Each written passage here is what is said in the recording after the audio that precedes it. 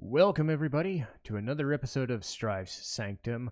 My name is Citizen Strife, and this week I have a review that.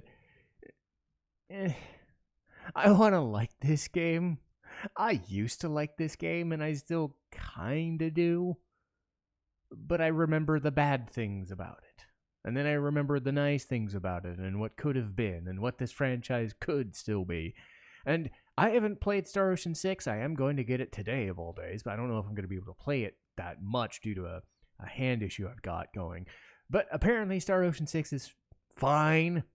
But yes, as you can see by the title, we're doing Star Ocean 3, the subtitle being Till the End of Time.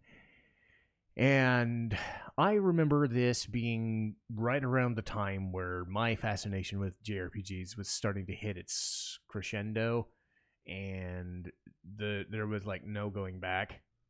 So I rented this off of Blockbuster. I don't think I beat it when I had it, because this came out in 2003, so Blockbuster was still a thing, before GameFly and whatnot, and, digital downloads and all that stuff. And it was one of those things where Star Ocean came off the back of Tales of. Tales of started, I believe, I don't know if Namco had the license at the beginning. I know it wasn't. It was a very late stage franchise. Tales of Fantasia came around like 1995, early 1996, very late in the cycle. This is after, Chrono Trigger, so that's very late in the PlayStation cycle. It was pretty good at the time. I'll talk about Tales of Fantasia and other games. I've mostly focused on Berseria and Arise because I like those more. But even back then, Tales had a certain fan base, and I think it grew later because of Symphonia and Vesperia. Star Ocean, I recall the first one was okay. The second one was apparently the good one, which we don't really have access to anymore, which is the one everybody wants. This one was fine and is remembered fondly, but is always remembered as bleh. And whenever people talk about Tales versus Star Ocean, they always go, Tales has its highs, it has its lows, but it's usually pretty consistent and pretty good. Star Ocean, the bar's usually set fairly low. It'll have some good ideas, but the bad ideas, the very stupid ideas, are really what people remember. And Star Ocean, just never really gets off the ground, and it still kind of limps along as a franchise, and as truth be told, it certainly looks like they need this new game to succeed, or they ain't making any more. Then again, that's what this game was supposed to be, and then they ended up making 3 more, so what the fuck do I know?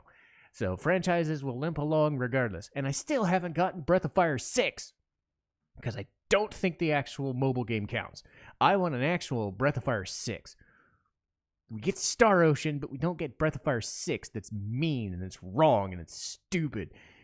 I just want Breath of Fire back. Anyway, talking about Tales and Star Ocean, well, the composer is the same, which is interesting. Motoi Sakuraba, might as well get this out of the way, they share a lot of the staff from those games. I guess people were making Tales of and didn't really like it and wanted to make more space shit.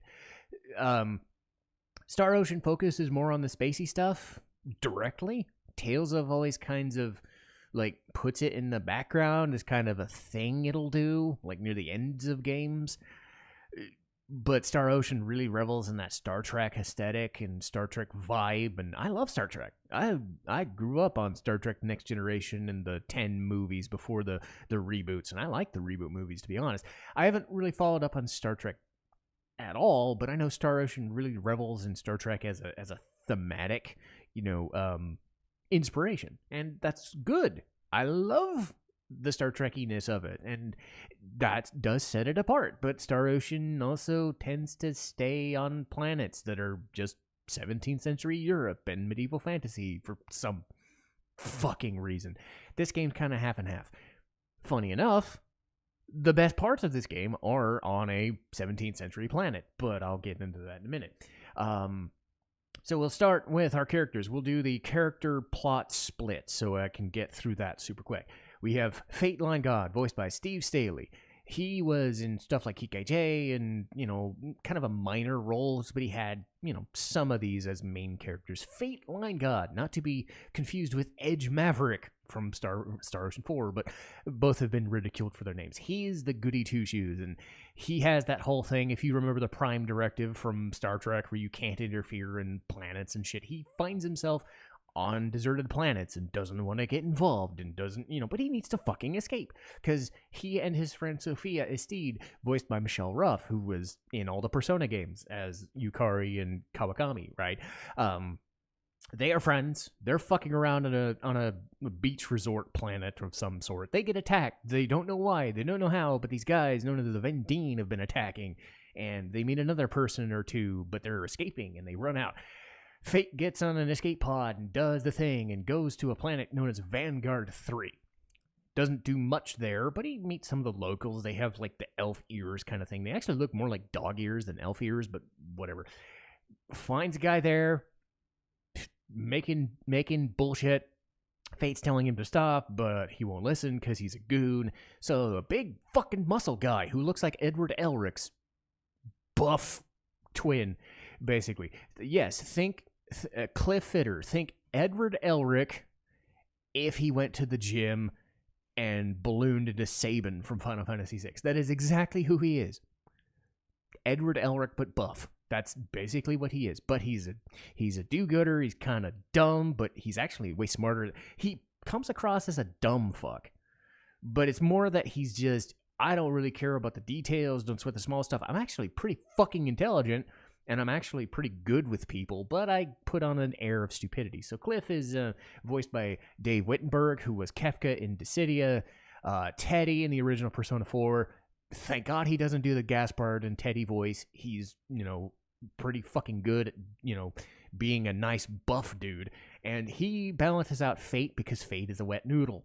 Takes him, meets their friend Mirage, who's voiced by Kerry Walgren, who doesn't sound like Kerry Walgren in this game, but go with it. That's they keep saying that's who did it. I mean, good on her. I didn't even recognize her all the way through the game. Anyway, those three go to Vanguard. They're trying to get to their commanding officer, who's out in space somewhere. We don't get to see her until way later in the game. But they get shot down because those Vendini fucks have been after Fate again. They refuse to tell us why. So they crash land on a different planet known as Elicor 2. And this is where the game kind of gets good, because the best character in the game shows up.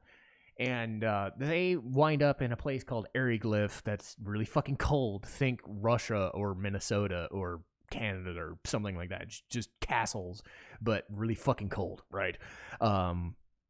They are accused of being these scientific researchers from a neighboring country that have all this fucking technology. So an assassin from a neighboring country known as Aquaria, named Nell Zelfer, she's voiced by Wendy Lee, and she's awesome. She's like an assassin, but she's also like all around mage, attacker. She was the best part of this game. She's no nonsense. She's fucking awesome. She doesn't take shit from anybody. The same kind of way Cliff does, but not in a happy way. But she sees these two and wonders who the fuck they are. Always kinds of questions who they are, but takes them on their way because she needs their help. So she takes them to their commanding officer, Claire, voiced by Leah Sargent, who was Shion in Xenosaga and whatnot. And they kind of form, I believe, what do they call it? Crimson Blades was the name. They're part of Aquaria, kind of an assassin force. They're like magic users, but not really, but also really, it's like half magic, half, assassin rogue. It's a unique class that really long range. It works really well. But they get enveloped in a war, and they're supposed to meet the queen and do all this kind of crazy crap. And the first half of the game is just going through the war of LeighClipse and Aquaria, and then the Vendini show up out of apropos of nothing, having found Fate. And the war kind of subsides because the Vendini have been shooting these fucking lasers and have these spaceships on this 17th century planet, which is terrible. We find out that Fate has a hidden power which blows up spaceships and shit. And but this is going to be a spoiler review because of the plot twist that happens later, so sorry if I didn't mention that. But yes, spoiler review. Anyway, so yeah, stop now if you haven't. Anyway, Maria finally shows up. Maria is voiced by Dorothy Elias Fawn, who was Meryl in Trigun and so many other things. Basically, watch an anime or a video game, she was probably in it. Nice lady too. I met her at a convention once. She's great. Anyway, Maria is another awesome person, though not in the same way Nell does. She's very take charge and very much an asshole at the beginning of the game, because the game really focuses on her quite a bit because of her intro near the end of the second disc.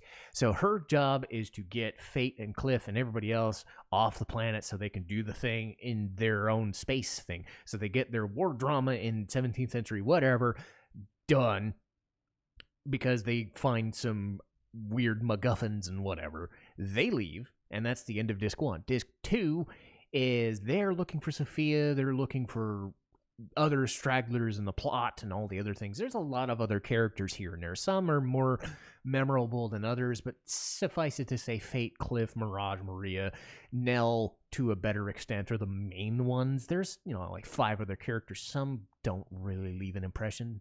I mean, they're well voice acted, don't get me wrong. For an anime-based game of the 2000s, this is kind of okay-ish voice acting.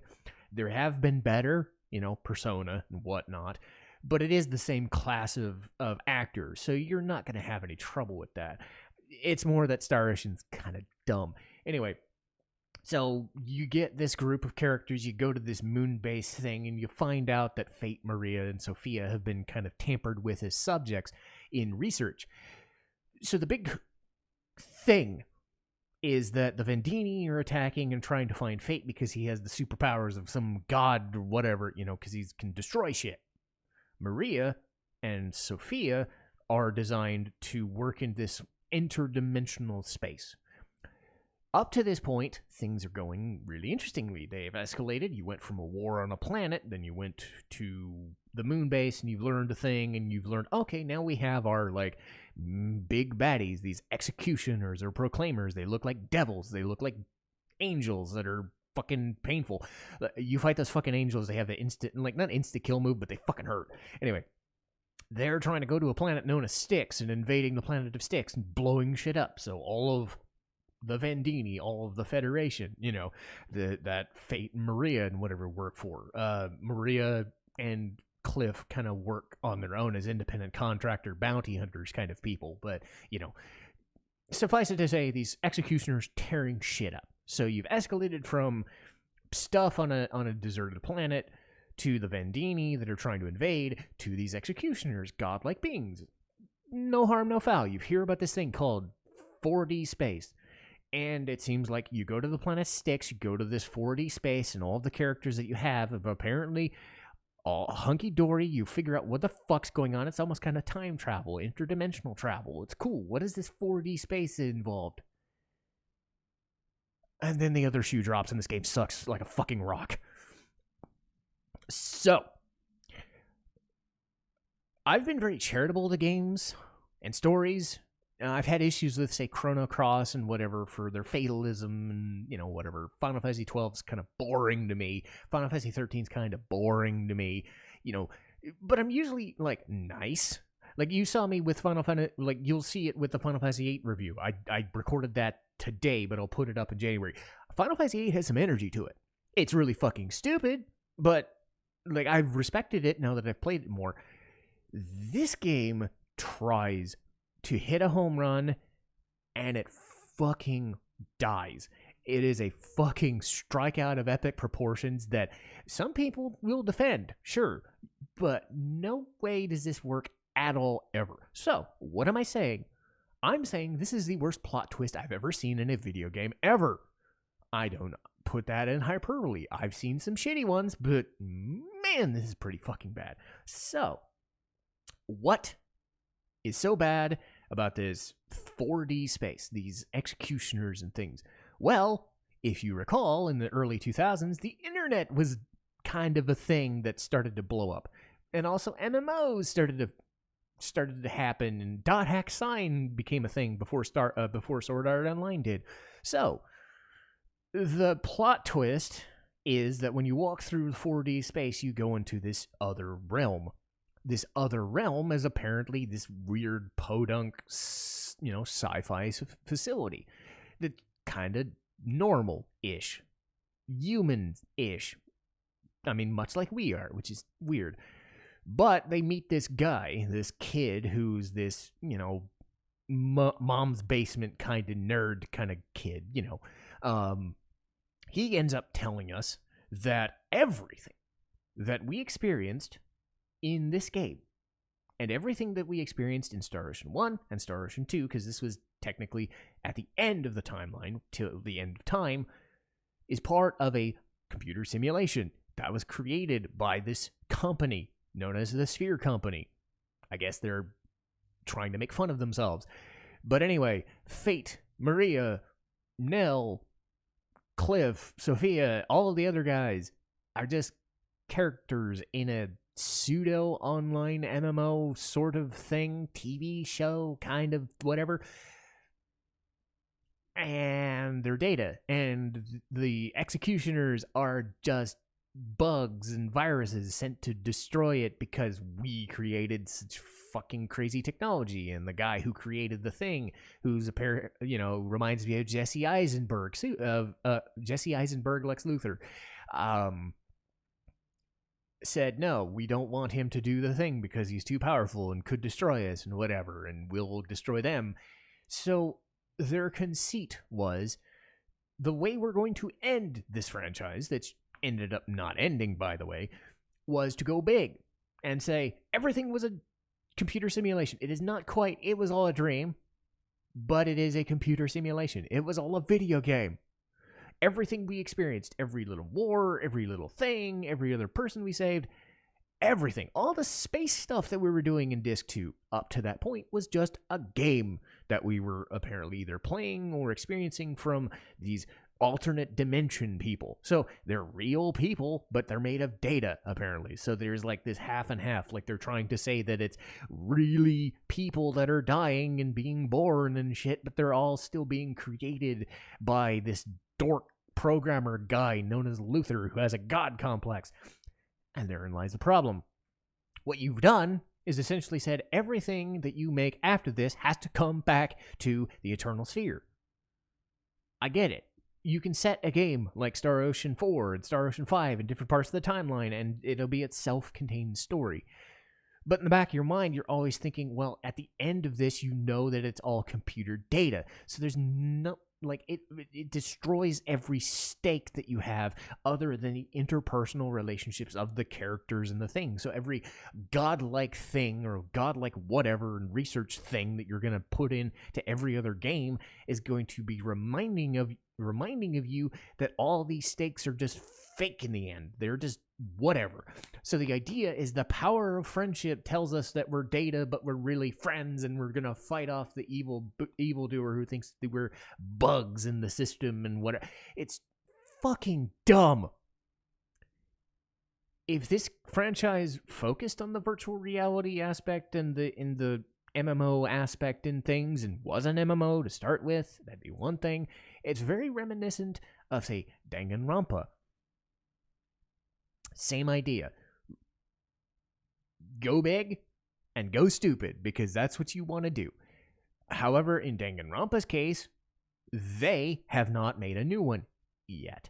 If they make a new Danganronpa, well, we're in the same fucking situation. So bear that in mind when I say this. This was my first introduction to Star Ocean. What the fuck am I supposed to think about the other two games, having not gone back to them, knowing that their self-contained stories are still kind of in this bubble of this is all data and this is all bullshit and we're not supposed to care. So fuck it. We killed the programmer dude who has a god complex and we beat the game. Fuck it, whatever.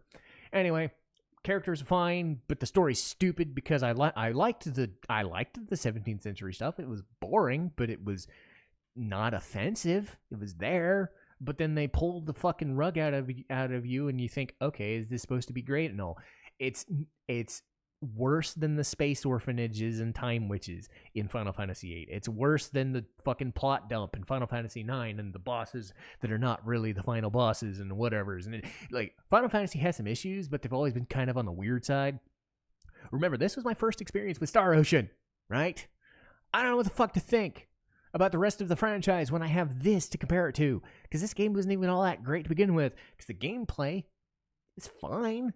Interesting idea, but there's stuff that kind of doesn't work either. So, now that we've gone over the plot, how are the battles holding up? Pretty decently for 2003. I mean, it's action battle system, move and attack and hack and slash, but they kind of base it on skills. You only have a set amount of energy that you can use at a given time. You have to kind of weave in and out, almost like Secret of Mana, but in an even more unique sense. So you get these skills. Everybody gets four place skills you get to use, and they're large attacks, they're range attacks, there's beam attacks, there's guns, there's whatever skills you want tied to your attacks. You can use magic if you have magic inclined characters that you can do from range. You can heal, you can do all that fun stuff. When you level up, you gain HP and you gain whatever, but you also have HP, MP, attack, and defense. So you can use your buffs in your thing because you're getting weapons and armor and whatever via crafting systems and equipment and whatever in shops. But you're gaining HP, MP, and whatever via the levels that you gain from the points that you gain when you level up. So there's ways to do that. If you fight certain enemies and you fill up a gauge that's on the other side of the screen, you'll earn a bonus. Sometimes it'll be double EXP. It'll be, more money. It'll be better items. It'll be better healing after battles. You have to keep the chain going. The chain is this attack thing where if you take too much certain damage, they'll just nope out and say your bonus is gone. But if you keep it going, you can kind of keep a bonus going or as long as you want, so you can level up and grind that way. But some of the enemies can do a lot of damage. One of the weird things about the battle system is if you guard by standing in a spot, you can guard an attack with a barrier, or you can guard it and then a homing missile will go after an enemy and kind of do some damage. You have to use the heavy skills to break through the guard of the enemies that also can do that to you.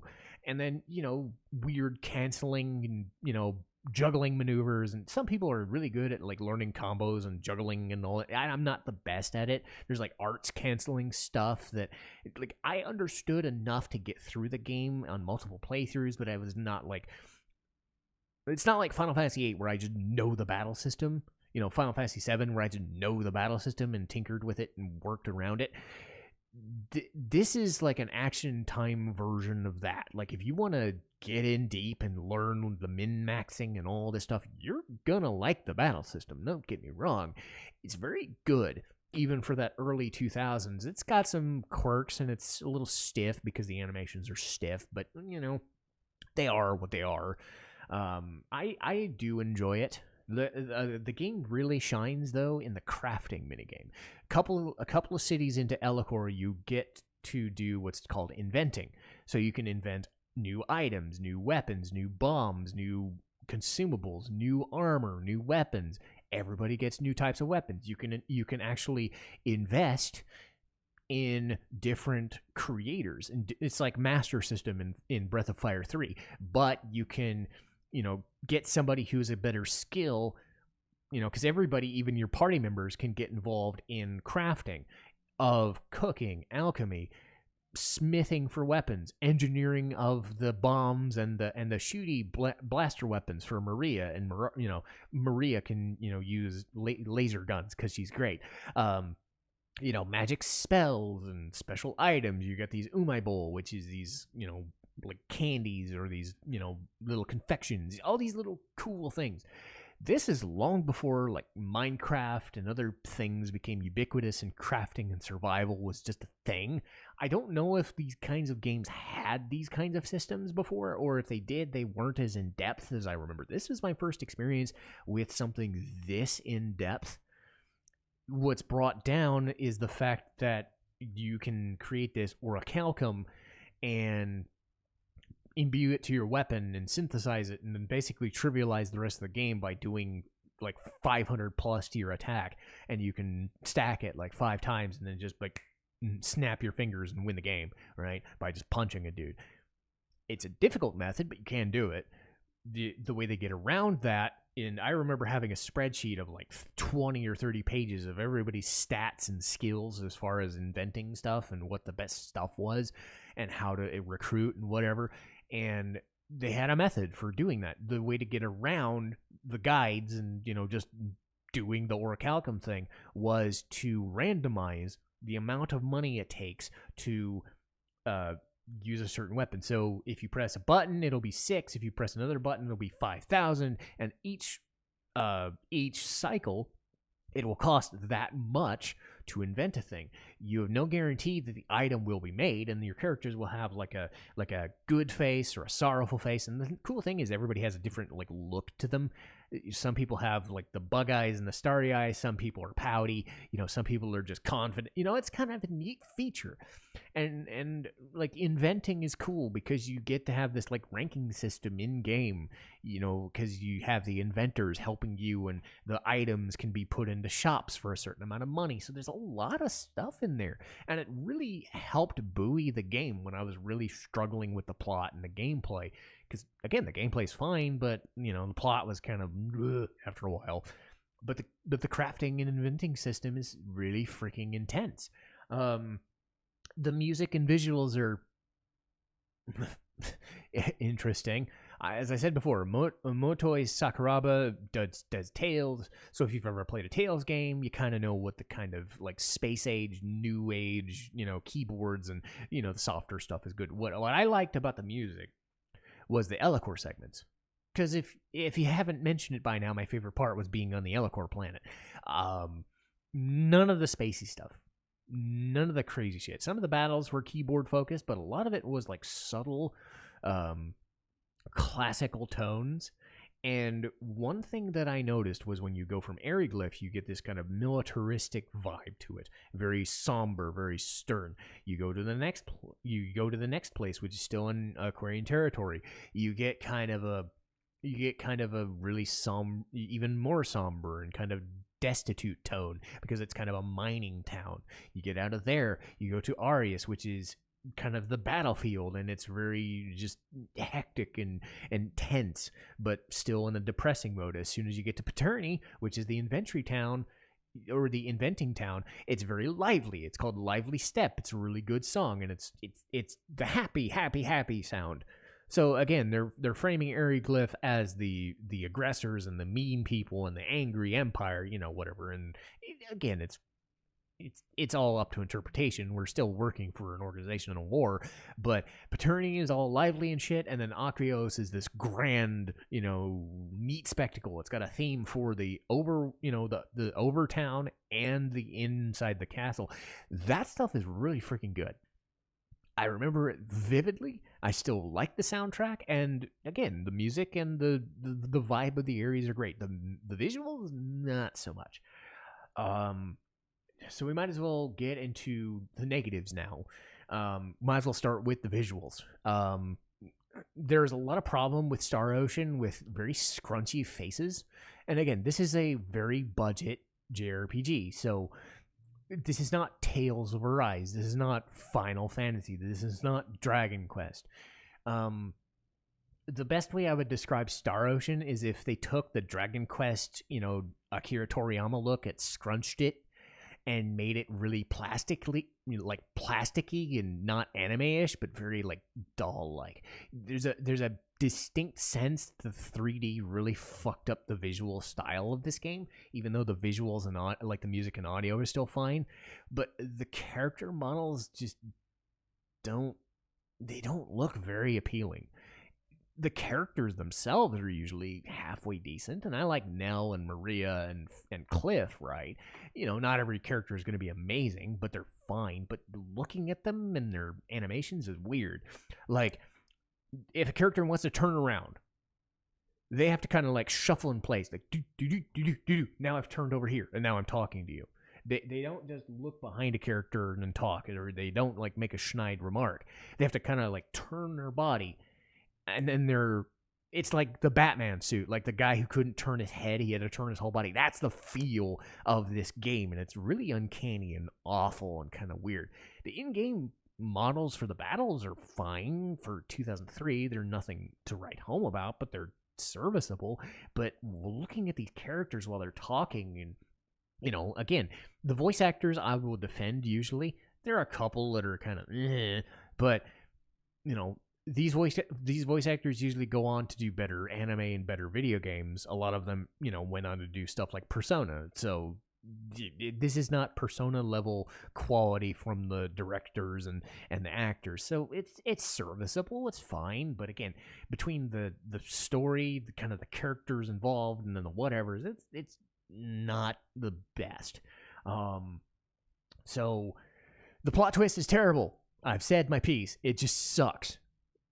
You can't convince me otherwise. People on Reddit like to defend it. It's very divisive. A lot of people are on my side. A lot of people. Even stuff like What Culture even remembers it. And What Culture never focuses on JRPGs. The fact that this was one of the worst one of the worst plot twists ever for a underserved category that What Culture never fucking covers in anything. Again, What Culture is kind of dumb sometimes, but their lists are fine.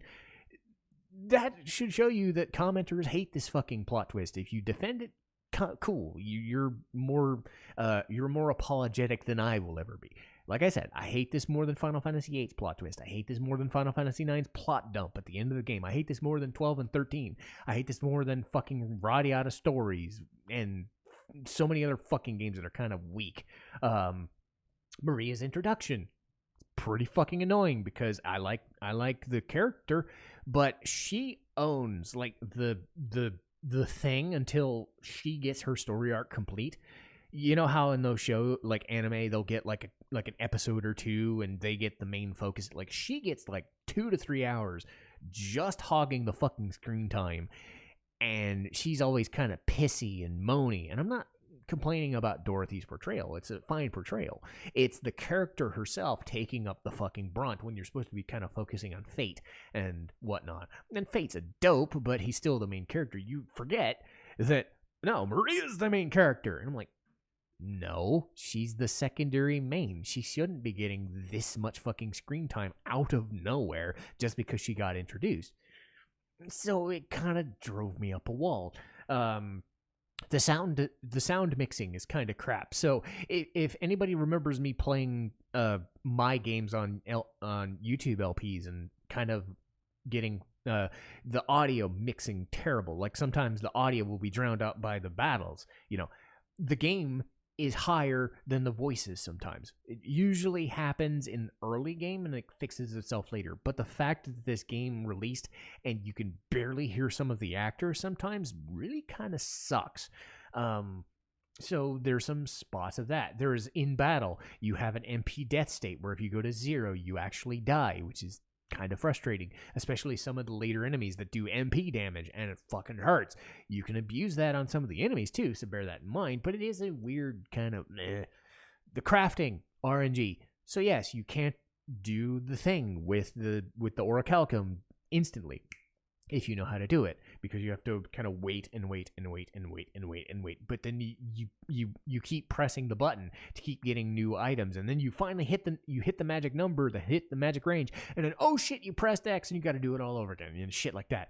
And again, there's no guarantee that you even make the item with the 5,000 whatevers that you need for the orichalcum, so you'd be wasting a lot of money trying to do it that way. Another little thing was the character of Claire I mentioned before. She's kind of Nell's commanding officer, and they're like a team, right? And the game kind of presents it where she's like a main character in this Ellicor story. So you think, okay, she's playable. She's going to be like Nell, with different spells and stuff, but they're going to kind of act as a tag team. No. For all the screen time she gets in the middle part of the Ellicor arc, her father gets added to the mix. This guy we see in like one cutscene, and he joins us because why? And we don't even have a choice. We can say we don't want him. It's like, why do I care about Adre Lasbard? I saw him in one cutscene, as opposed to Claire, who's telling us about this war giving us missions in this war, telling us this war is this big fucking deal. Like, we keep going to Arius and meeting this girl, and it's like, well, I like her. She has depth to her. She's very, like, Nell's very headstrong and, the strong silent type mostly. Claire's a lot more, diplomatic and nice and all the shit. And, like, it feels like a wasted opportunity to have a character that we could have had, because it's the same idea. You could potentially choose 3 or 4 other characters to, take off this planet and then leave Nell behind. Nell, who I've established, has been with you for the majority of this game, like 30% of this game, give or take, maybe even 50% if you look at it. And you can decide to just not have her in the party. She's not mandatory, which is kind of madness. So you could choose Adre Lasbar, this guy we met in a cutscene, this other dude who's this dark, brooding guy, Albel Nox, who's, probably really good in battles, but kind of a dick character, Or you could take this dude you met in a forest. You could take this clown girl, from a circus.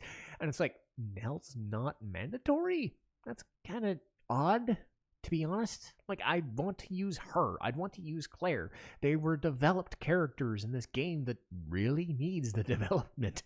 So shit like that. But, like I said, the inventory, the invention minigame, like everything on LeighClipse 2, it's very basic. It's nothing you've never seen before, but it's done well enough. It makes you forget, and it actually holds up very well. The lore, cool places, cool music choices, the aura of how this war is developing, and then it comes crashing down after you leave because Nell is not playable. You can decide to not, you could just leave her on a fucking planet and just not use her ever again, which is kind of a disservice to all the buildup. All the good shit is on LeighClipse 2, and then everything else after that, like the moon base is fine, but, learning about Maria is fine, I suppose, but everything after 4D space, forget it. Excuse me. The game, shit. The plot twist really ruins what could have been, a nice, B-, C+ experience. Nothing that's gonna, make your day, but it's certainly a decent enough game, and it's still regarded as one of the better Star Ocean games. I think people say 2 across the board is the best one. 3 would have been, but then the plot twist fucked it up, and then it just left a sour taste in my mouth. And that's really what Star Ocean 3 was. It was a sour taste and a decent tasting meal with a terrible aftertaste that lingers. It just lingers on, and it never lets go. And then every time I think about it, I'm like, what this could have been. I've told you of the term sticking the landing before. This game absolutely failed to stick the landing, and I'm disappointed. But that'll be what it'll be. As far as going forward, we've got Phoenix Wright, we got Full Metal Panic, we've got lots of fun stuff. We're going to put the Final Fantasy co-stream. It ended up being the longest podcast that I've done because Lee and I had a lot to talk about. So it was a doozy. We recorded it yesterday. It ended up being over 2 hours, and it's going to be a doozy. We're going to talk about a little bit of everything. So that's going to be in January after Phoenix Wright. We got Full Metal Panic, and we've got East Monstrum Nox, which will be after Final Fantasy. But that's a lot for me. And I will see you guys next time. Citizen Strife, signing off.